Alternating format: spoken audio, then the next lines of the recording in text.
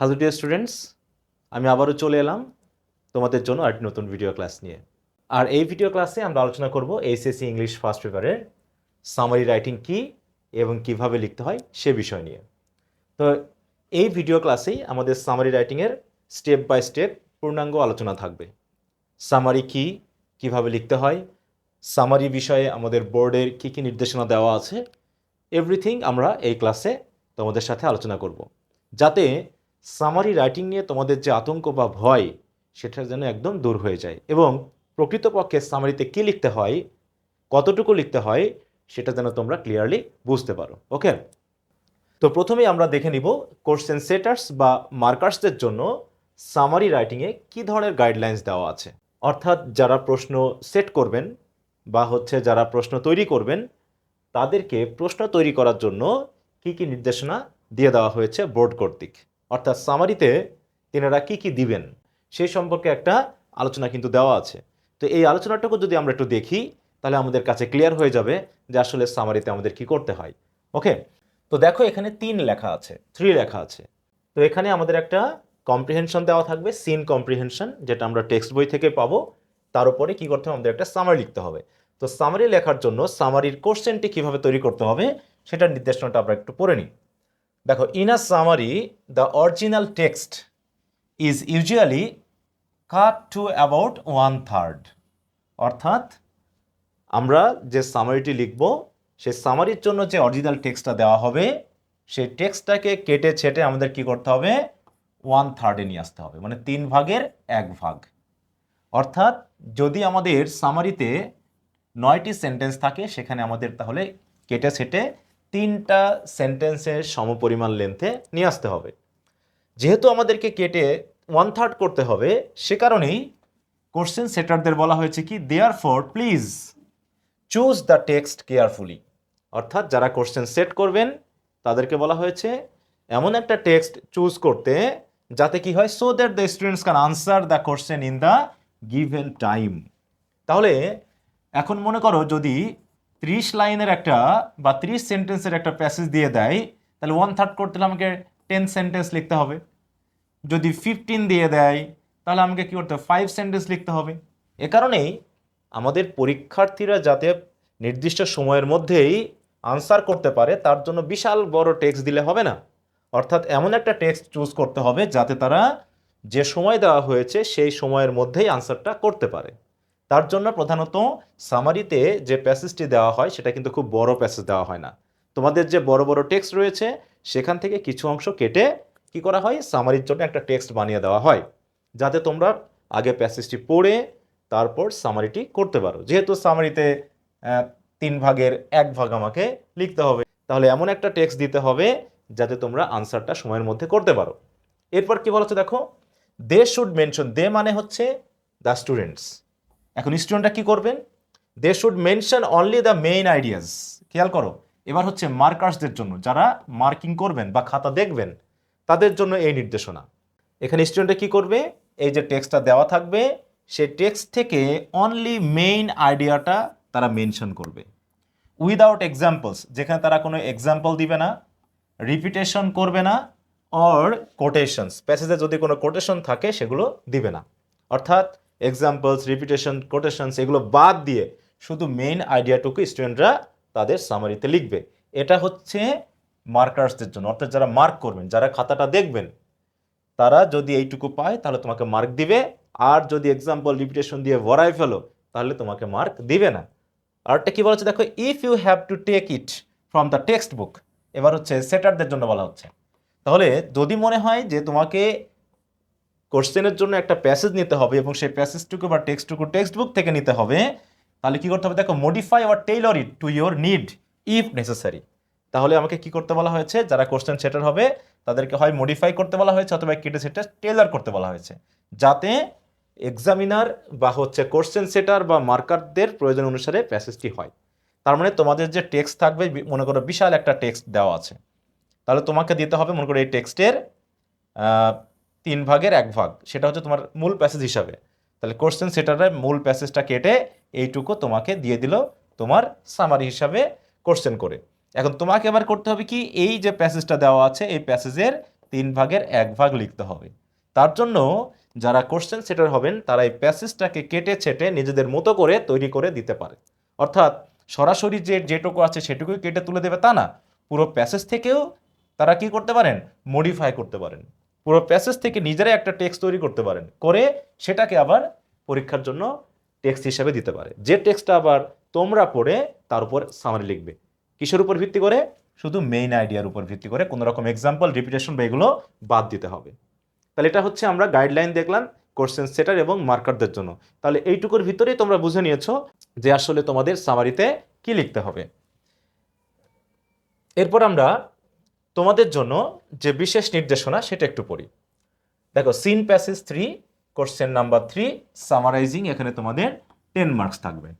এখানে কি বলা আছে দেখো, তৃতীয় সিন প্যাসেজের উপরে একটি প্রশ্ন করা হবে। তাহলে তৃতীয় একটা সিন প্যাসেজ দেওয়া হবে যেটা তোমাদের টেক্সট বুক থেকে দিবে, তার উপর একটা প্রশ্ন করা হবে এবং প্রশ্নতে কি বলছে দেখো, প্রদত্ত প্যাসেজটি ভালোভাবে পড়ে নির্দেশনা অনুযায়ী মূল বা সার কথাটি নিজের ভাষায় লিখতে হবে। খেয়াল করো, তাহলে ভালোভাবে পড়ে মূল বা সার কথাটি নিজের ভাষায় লিখতে হবে, নিজের ভাষায়, সরাসরি প্যাসেজ থেকে কপি করা যাবে না। এক্ষেত্রে উত্তর কোনোভাবেই মূল প্যাসেজের 1/3 বেশি হওয়া যাবে না। দেখো, বাঞ্ছনীয় নয়। তাহলে 1/3 বেশি হওয়া যাবে না। 1/3 কম হতে পারে, কিন্তু 1/3 বেশি হবে না। এবং উত্তরে শুধু মূল বক্তব্যটি তুলে ধরতে হবে। উদাহরণ, ব্যাখ্যা, তুলনা, পার্থক্য যেগুলো বলা হলো কোশ্চেন সেটারদের ওখানে, এগুলো দেওয়া যাবে না, অবশ্যই বর্জন করতে হবে। আরটা কি বলা যায় দেখো, পাঠ্য বইয়ের অন্তর্ভুক্ত পয়েম থেকেও সামারি লিখতে বলা হতে পারে। অর্থাৎ সামারি যে শুধু প্যাসেজ থেকে দিবে তা নয়, তোমাদের যে মূল টেক্সট বুক আছে সেখানে যে পয়েমগুলো আছে সেই পয়েমের থেকেও সামারি দিয়ে দিতে পারে। তাহলে এখানে আমরা কিন্তু আরও ক্লিয়ার হয়েছি, তাই না? যে তৃতীয় একটা সিন প্যাসেজ হবে যেটা মূল বই থেকে দিবে, সেই প্যাসেজটি ভালো করে পড়ে সামারি লিখতে হবে এবং সেই সামারিতে মূল বা সার কথাটা দিতে হবে। এখানে উদাহরণ, ব্যাখ্যা, তুলনা, পার্থক্য ইত্যাদি বর্জন করতে হবে। তো আমরা একটা প্যাসেজকে ধরে ধরে এই নির্দেশনা অনুসারে কিন্তু একটা সামারি লিখব। আজকে শুধু আমরা সামারি কিভাবে লিখতে হয় সেটা জানবো। আর আগামী ক্লাসে আমরা যে সিভিক এনগেজমেন্টের যে প্যাসেজটি পড়েছি তার কিছু অংশ নিয়ে আমরা সামারি করব। সেখানে আমরা বোঝার চেষ্টা করব উদাহরণ কি, ব্যাখ্যা কি, তুলনা কি, পার্থক্য কি এবং মূল বক্তব্যটি কি। এইগুলো সেপারেট যদি আমরা করতে পারি তাহলে অটোমেটিক আমাদের সামারিটা কিন্তু দাঁড়িয়ে যাবে। তো সেই হিসাবে আমরা সামারি কিভাবে লিখতে হয় তার একদম বেসিক থেকে অ্যাডভান্স লেভেল পর্যন্ত, মানে নিজে নিজে কিভাবে লিখতে হবে সব কিছু আমি দেখিয়ে দিব। ওকে, এরপর আমরা চলে আসি আমাদের মূল আলোচনায়। মানে এতক্ষণ ধরে আমরা কোশ্চেন সেটার এবং মার্কার্সদের জন্য এবং স্টুডেন্টদের জন্য কি নির্দেশনা সেটা বলা হয়েছে। এখন আমরা দেখি তাহলে এই দুটা নির্দেশনা অনুসারে আমাদের সামারি বলতে কি বোঝায় সেটা। অর্থাৎ সামারি হলো কি দেখো, সামারি হলো কোনো প্যাসেজের মূল বক্তব্য বা সেন্ট্রাল আইডিয়াকে অপ্রয়োজনীয় বিস্তারিত তথ্য বাদ দিয়ে সংক্ষেপে নিজের ভাষায় উপস্থাপন করা। অর্থাৎ সহজভাবে বলতে গেলে প্যাসেজ থেকে মেইন আইডিয়া নিতে হবে, নিজের ওয়ার্ড, তারপর হচ্ছে কনসাইজ প্রেজেন্টেশন, তাহলে হচ্ছে সংক্ষিপ্ত উপস্থাপনা। তাহলে মেইন আইডিয়া প্যাসেজ থেকে নিতে হবে, সেখান থেকে সরাসরি কোনো সেন্টেন্স কপি না করে নিজের ওয়ার্ড দিয়ে লিখতে হবে এবং পুরো সামারিটা হতে হবে কি একটা কনসাইজ বা সংক্ষিপ্ত প্রেজেন্টেশন। আর এটা করতে পারলে এই তিনের সমন্বয়ে আমরা কি পাবো, একটা ভালো সামারি পাবো। ওকে, তো আশা করি এই কথাটি বুঝতে পেরেছো। এরপর কি বলা হচ্ছে দেখো, ভালো সামারি লেখার কৌশল। আমরা তাহলে কিভাবে একটা ভালো সামারি লিখতে পারি। প্রথমে কি করতে হবে, প্যাসেজ ভালোভাবে পড়তে হবে। যেহেতু প্যাসেজটা আমাদের অধিকাংশ ক্ষেত্রে কমন পড়ে তাই এখানে খুব বেশি সময় নষ্ট করতে হয় না। তবে যদি আমরা আগে থেকেই সামারির প্র্যাকটিসটা করে ফেলি তাহলে পরীক্ষার হলে বাড়তি সময় দিয়ে কিন্তু আমাদেরকে ওই এক্সাম্পল, কোটেশন এগুলো আলাদা আলাদা খুঁজতে সময় লাগবে না। তাই আমাদেরকে আগে থেকেই প্যাসেজগুলোকে ভালো করে পড়ে ফেলতে হবে। তাই বলছি কি দেখো, প্রথমে পুরো প্যাসেজ মনোযোগ দিয়ে পড়ে এর সেন্ট্রাল আইডিয়া বোঝার চেষ্টা করতে, মানে মূল আইডিয়াটা কি আসলে রাইটার এখানে আমাদের সামনে তুলে ধরেছেন।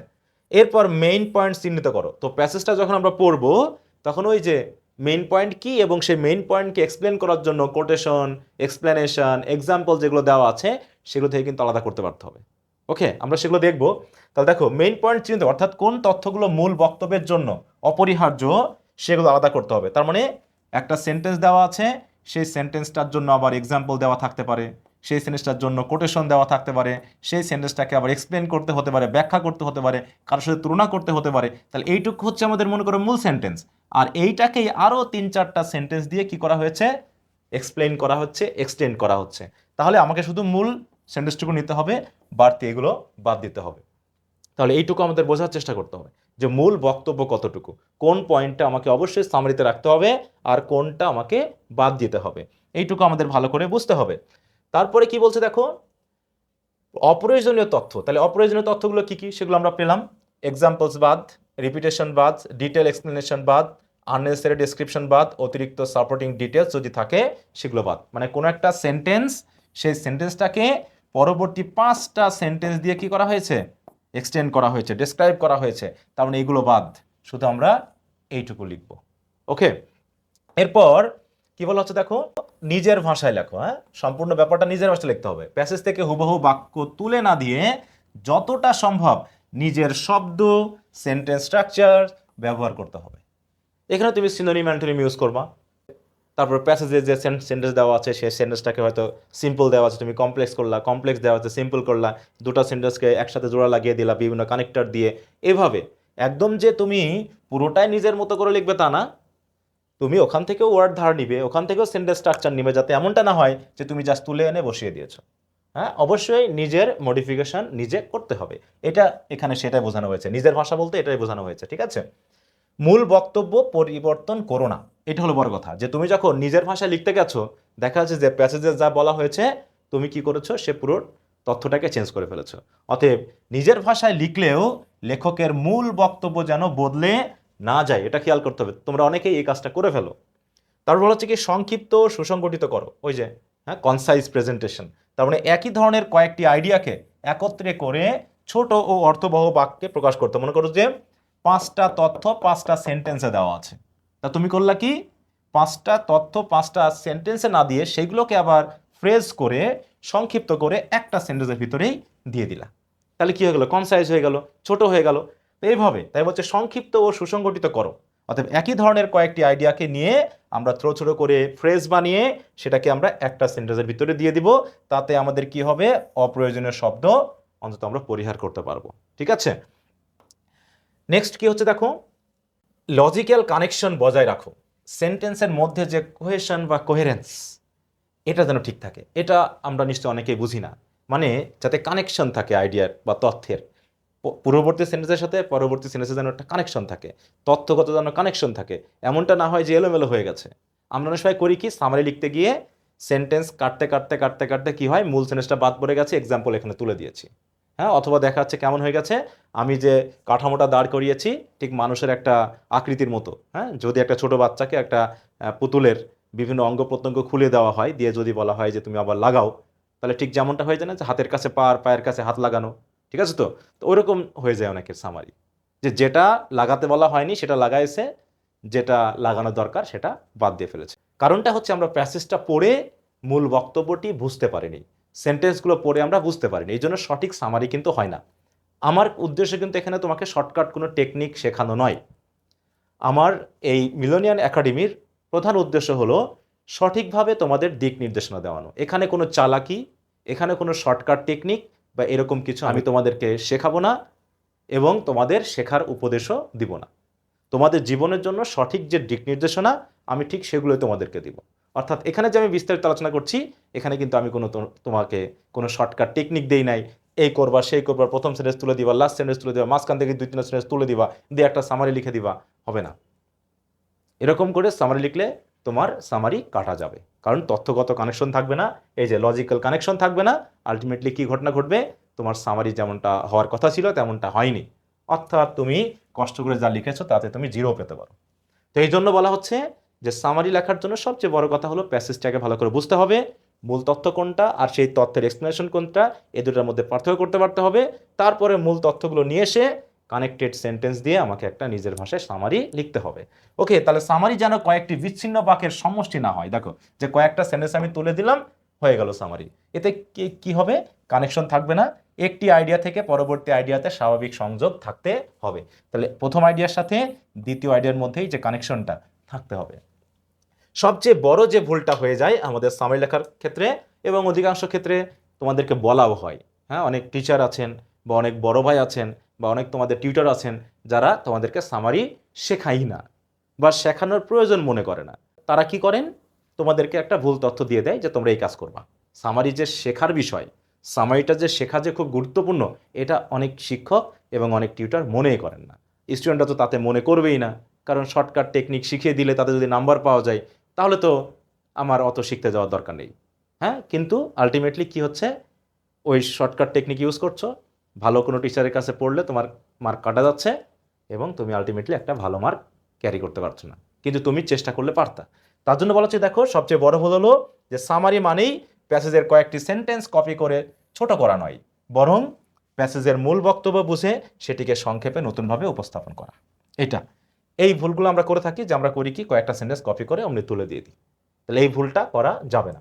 আমি তোমাদের জন্য ইম্পর্টেন্ট প্যাসেজ থেকে সামারি কিভাবে লিখতে হয়, কিভাবে মূল বক্তব্য খুঁজতে হয়, কিভাবে আমাদেরকে কার্টেল করতে হয় বা বাড়তি তথ্য বাদ দিতে হয়, সেগুলো নিয়ে আমরা বিস্তারিত আলোচনা করব। তো যেহেতু আমরা সামারি কিভাবে লিখতে হয় সেই দিক নির্দেশনাগুলো পেলাম, তো পরবর্তী ক্লাসে সিভিক এনগেজমেন্ট যে প্যাসেজটি আমরা ইতিমধ্যে পড়েছি সেই প্যাসেজের উপর ভিত্তি করে একটা সামারি লিখব এবং সেটা মোটামুটি একটু ভালো করে আমরা শিখব। সেখান থেকে আমরা জানবো কীভাবে মূল পয়েন্ট বের করতে হবে, কিভাবে আমাদের বাড়তি তথ্য বুঝতে পারতে হবে। এইটুকু যদি তোমরা বুঝে যাও তাহলে তোমাদের সামারির 80% হয়ে যাবে। তারপরে কিভাবে নিজের ভাষায় লিখতে হবে এর জন্য যে ফ্রি হ্যান্ড রাইটিংয়ের কিছু দিক নির্দেশনা সেগুলো দিয়ে দিব। এভাবে যদি প্রতিনিয়ত তোমরা প্র্যাকটিস করো, দেখবা যে সামারিতে তোমাদের সে 10-এর ভিতরে আশা করি মিনিমাম 8 তোমরা পেয়ে যাবে। সামারি কিন্তু খুবই গুরুত্বপূর্ণ একটা আইটেম, কারণ এখানে সঠিকভাবে লিখতে পারলে তুমি মিনিমাম 8 পাবা, মানে 80% মার্ক তুমি কিন্তু ক্যারি করতে পারবা, তাই না? ওকে, তো দেখো এই যে সিভিক এনগেজমেন্ট প্যাসেজটির উপর ভিত্তি করে আগামী ক্লাসে আমরা আলোচনা করব। তো সেটা আমি এখানে দেখিয়ে দিয়েছি যে কিভাবে সামারি লিখতে হয়। ওকে, তো স্টুডেন্টস, এই হলো আমাদের আজকের আলোচনা। এই ক্লাসে আমরা শিখলাম সামারি কি, সামারিতে আমাদের কাছ থেকে কি চাওয়া হয়, আর আমাদের কিভাবে সামারি লেখা উচিত। তো পরবর্তী ভিডিও ক্লাসে আমরা একটি সামারি লিখব, প্যাসেজটি পড়ে পড়ে মূল বক্তব্যগুলো খুঁজব, বাড়তি তথ্য কোনগুলো সেগুলো চিহ্নিত করে বাদ দিব এবং তারপরে ওই যে তথ্যগুলো আমরা পেয়েছি মূল বক্তব্য সেগুলোকে কানেক্টেড করে কিভাবে আমরা একটি সুন্দর সামারি দাঁড় করাতে পারবো তার প্র্যাকটিস আমরা একদম সরাসরি ক্লাসেই করব। তো সেই ক্লাসেও তোমাদের সাথে আবার দেখা হবে ও কথা হবে। তবে এই ক্লাসটি শেষ করার পূর্বে তোমাদের কাছে বিশেষ রিকোয়েস্ট রইল, যদি এই ভিডিও ক্লাসটি ভালো লেগে থাকে তো অবশ্যই লাইক করবে, কমেন্ট করে জানাবে তোমার মতামত এবং তোমার বন্ধুদের সাথে শেয়ার করে নিবে। আর তুমি যদি এভাবে মিলনের একাডেমির ক্লাসগুলোকে ধারাবাহিকভাবে পেতে চাও তাহলে আমাদের যে ফেসবুক পেজ রয়েছে সেটাকে ফলো দিয়ে এবং যে ইউটিউব চ্যানেল রয়েছে সেটাকে সাবস্ক্রাইব করে আমাদের সাথেই থাকবে। তো পরবর্তী ভিডিও ক্লাসে আবার তোমাদের সাথে দেখা হবে, কথা হবে। এই কামনায় আজকের মতো শেষ করছি। বাই।